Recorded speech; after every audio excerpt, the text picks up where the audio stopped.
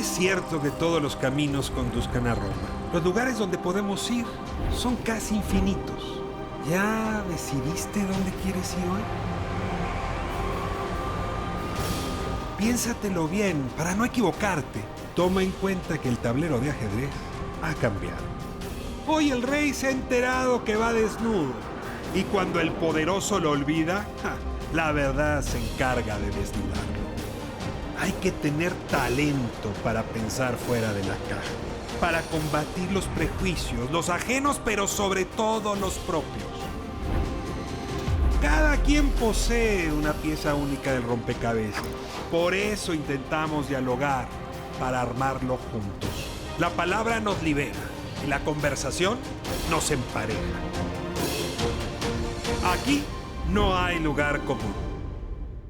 Aquí no hay lugar común. Este sábado tengo al poeta Cristian Peña. Cristian, me da muchísimo gusto que nos acompañe. Gracias por la invitación. Pues tu oficio es un oficio, dices tú, para gente sola. Sí. Uno escribe solo o en soledad poesía y uno lee solo y en soledad también poesía. Algo complicado en una época donde todo el mundo quiere estar en el tumulto, ¿no? Las redes sociales, las audiencias. Hay algo como de antagónico con la época o como a contracorriente con la época. Podría ser, yo creo que un poco el tema de la poesía es ir justo a contracorriente, ¿no? Es en medio del vociferío, en medio de la constante información, la sobreinformación y todo este flujo, ¿no? de, de mensajes. Creo que la poesía encuentra una trinchera en la resistencia. Cuando hablo de un oficio para gente sola, recuerdo a Fernando Pessoa, ¿no? A Alberto Cairo, el guardador de rebaños, que dice unos versos que dicen: no tengo ambiciones ni deseos, ¿no? Ser poeta no es una ambición mía, es mi manera de estar solo. Entonces creo que tiene que ver con eso, con la expresión de la sensibilidad propia desde la soledad. Y creo que es donde se ejerce el oficio poético. Ya la manera en que hoy día se puede presentar el texto poético cambia dependiendo de las plataformas, Claro, pero eso me gustaría. Pero tú sí asumes que estás escribiendo para ti y unos cuantos. Yo no busco seguidores, ¿no? En todo caso, creo que el oficio poético busca hermanarse y busca, a través de la palabra y del silencio, encontrar un cómplice, un lector. Y encontrar un lector de poesía es más complicado que encontrar un lector, desde mi punto de vista, ¿no?, de un tuit. La poesía precisa de atención y reposo, precisa de ir hacia adentro, ¿no? Y quizás lo que ocurre en las plataformas de redes sociales es que tienen más con ir hacia afuera, ¿no? Para mí es un trabajo más de interiorización, en todo caso. El proceso. Tú has dicho que disfrutas quizá más el proceso que el producto final. Claro, uno se imagina siempre al poeta con una pequeña libretita y una pluma. Y cuando te escucho decir, yo no utilizo libretita ni pluma, tengo otras herramientas, quisiera que le contaras un poco a la gente. Vas en el metro, te subes al micro, estás caminando, tomas notas en tu cerebro. ¿Cómo trabajas tu poesía? Yo generalmente escribo mientras camino, ¿no? Soy más de auto o de caminar. Auto para distancias largas, caminar recorridos de a lo mejor 1 hora, ¿no? Entonces, siempre que salgo de la oficina, hago notas de voz en mi teléfono, voy bordando el texto, lo que se me ocurre, y muchas veces solo si puedo repetírmelo de memoria durante el día es que ya lo llevo a la página, ¿no? Puedo ir elaborando el texto a lo largo de todo el día y si para el final puedo recordar de memoria lo que quiero decir, entonces lo coloco en la página. Y tiene mucho que ver con una cosa que mencionaba Wallace Stevens del elemento irracional de la poesía.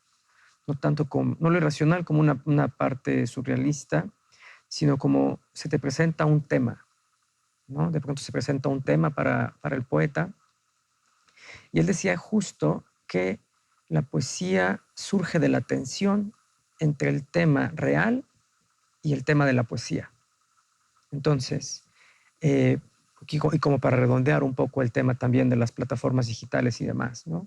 Yo creo que la poesía ocurre en cualquier lugar siempre y cuando contenga esta tensión, ¿no? Entre lo objetivo y lo subjetivo y cómo el poeta, ¿no? Interioriza y ya la manera en que esa expresión poética sucede, sea en una plataforma digital, sea en una página, ¿no? Si logra esa tensión entre el tema real y el tema de la poesía, creo que ya tiene un sustento. Y a mí es lo que me interesa, por eso que de pronto eh, viva más álgidamente la tensión que el final del texto. Objeto y sujeto no siempre se entienden bien. A veces la realidad se te mete a la piel y te cambia la intimidad. Eh, y las épocas van cambiando las intimidades. Sí. Pienso en poetas, por ejemplo, Walt Whitman. Y Ujú. pues desde luego se explica buena parte de su formidable, potentísima poesía por una época de resurgimiento después de una guerra civil Sí. en los Estados Unidos.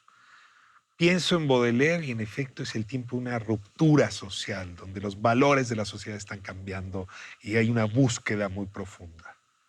Bueno, pienso en Cristian y pregunto, ¿cuáles son las palabras y los temas de nuestra época? ¿Cuáles son las palabras que están hoy y casi te diría de nuestra época, de estos meses, de este 2020 tan revolucionario, digamos, con la intimidad y también con la realidad? No sé si hay temas específicos de este momento, ¿Mm? ¿no?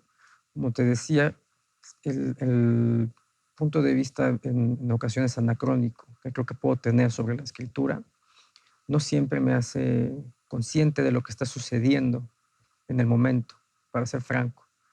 Eh, Curiosamente, Baudelaire, ¿no? En ese cuento decía que tenía que crear un lugar común. Él decía, ese es el objeto del genio, crear un lugar común. Y un lugar común es atemporal. Los temas de la escritura, como decía Borges, pues se rondan en la literatura 6 o 7 temas, ¿no? A los que generalmente uno vuelve. Quizás son los matices o la aproximación a esos temas lo que puede en algún punto imponer cierto momento histórico, cierta circunstancia, ¿no?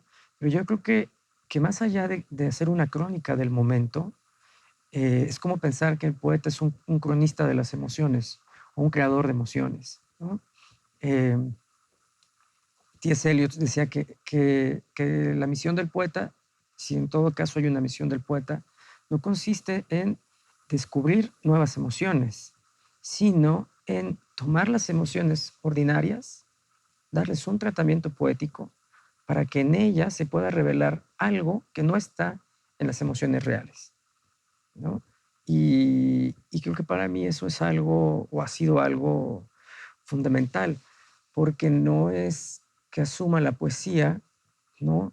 Algunos pueden considerar de pronto la poesía confesional, la poesía lírica, la poesía del yo, porque en realidad la poesía no tiene que ver con esa, darle rienda suelta a las emociones, ni a la personalidad, ¿no?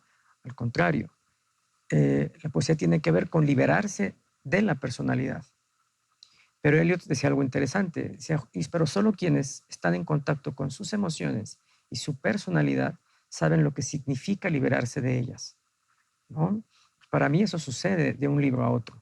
Yo puedo pensar un libro como el libro Me llamo Hokusai y yo no pensaba en escribir un libro de poemas. Yo pensaba en qué sucede si a mí se me asigna escribir el catálogo razonado de una exposición de Katsushika Hokusai, ¿no? ¿Qué cuadros compondrían la exposición y qué dirían, ¿no? El catálogo razonado de esa exposición?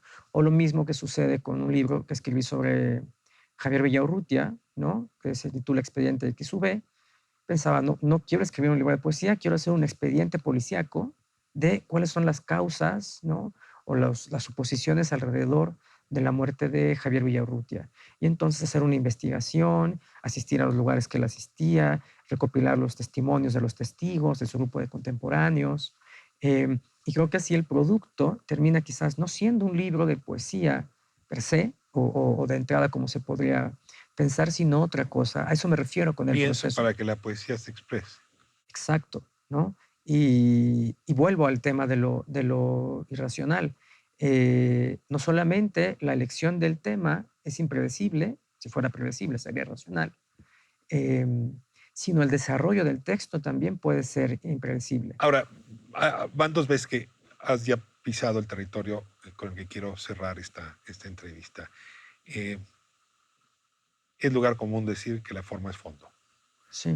El formato se liga con el contenido. ¿Te refieres al formato? Claro, un libro puede ser, en efecto, un mensaje en red social, puede ser un libro objeto, ¿no? Puede ser un mensaje de voz. Entonces ahí te Puede ser pregunto, un porque podcast, decías por tú hace un ejemplo, momento, ¿no? me he liberado incluso de los formatos. O sea, no, porque ya la poesía no es un libro de tantos por tantos centímetros con Sí. un par de párrafos en medio y 2 estrofas. Cuéntame cómo estás jugando con los formatos. En realidad, en esencia, la poesía es oral, ¿no? Al Es origen. decir, el origen ni siquiera tiene un formato, ni siquiera tienen lugar en donde aterrizar, sino en la voz, ¿no? En la voz, en el eco que hace esa voz y en cómo lo recibe alguien. Jorge Cuesta, en Canto a un Dios Mineral, me parece que atendía a eso, ¿no? Al volumen que pueden tener las palabras. Entonces, el formato de inmediato que pienso cuando estoy escribiendo el libro es digital de algún modo, porque ya mi escritura lo es. Ya no escribo a mano, ¿no? No recuerdo haber escrito un poema a mano. Desde que tengo uso de razón, lo escribo en la computadora y hoy día lo escribo en el teléfono. Como te decía, puedo hacer notas de voz, puedo ir como calculando el texto, ¿no? Desde esa perspectiva. Y ha ocurrido también que de pronto, creo que lo interesante es no solo cómo el texto termina expresándose o como tú decides que ocurra, sino cuando pueden venir otros sujetos a intervenir el texto. Porque el trabajo del poeta creo que no termina únicamente cuando el poema está publicado. Hay otro trabajo del lector que le da continuidad a lo que el autor escribió. Y eso se puede desarrollar como un poema visual, como una obra de teatro, como un podcast, como la forma en la que Vuelve se infinito. prefiera, ¿no? Cristian Peña, se nos fue el tiempo. Yo te rogaría solo que recomendaras a la audiencia de este lugar común cuáles son esos textos tuyos con los que podrían continuar leyéndote después de haberte escuchado hoy. Pues los libros que quizás por ser justo poesía son más accesibles, ¿no? De conseguir son Me llamo Hokusai, que editó el Fondo de Cultura Económica, ¿no? Y el más reciente es Expediente que sube, que editó Vaso Roto, que es una de las editoriales de poesía, creo, más interesantes, ¿no? Dirigida por Janet Clarion. Y bueno. Dedicada al poeta que hablaba de la piel que madura. Sí. Muchísimas gracias. Gracias. Cristian, nos vamos, se nos fue rápido el tiempo hoy con esta charla deliciosa. Próximo sábado, aquí a las 7 de la tarde, ADN 40. No hay lugar como